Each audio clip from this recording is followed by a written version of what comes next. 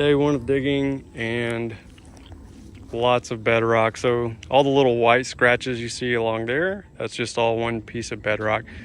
So we've made the call to get a excavator and a hammer, and that'll be on the way. We'll start digging the rest of the dig. So we got the pond now, working on the intake bay now. A lot of bedrock. And the wetland is dug out very deep. I don't know if the camera picks up exactly how deep that is, but that's the deepest part of the whole excavation. Down to about 5 feet deep down there. And again, the pond is about 4 feet deep. So we'll start to backfill with soil in the pond, and then that'll allow us to carve shelves.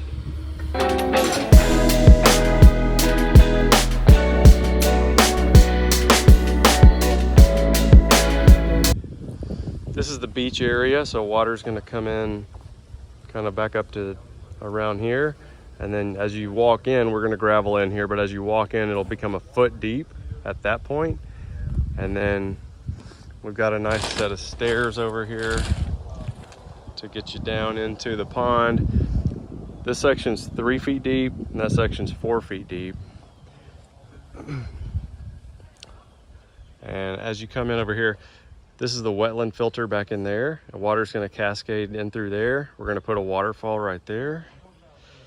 This rock here is an awesome seeding rock. Walk up to it here. So as you're sitting on that rock, water's at your waist level. So it's Monday morning. We are trying to have a team meeting, and unfortunately I've been feeding these guys carrots, so now they're part of our team meeting. Good morning, guys.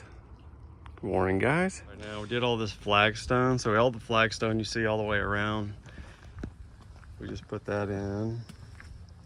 Fire pit area. Just after we put it in, they cut a tree limb down here. But there's a four block high fire pit in there. We still have to go around an edge Monday. But all this flagstone,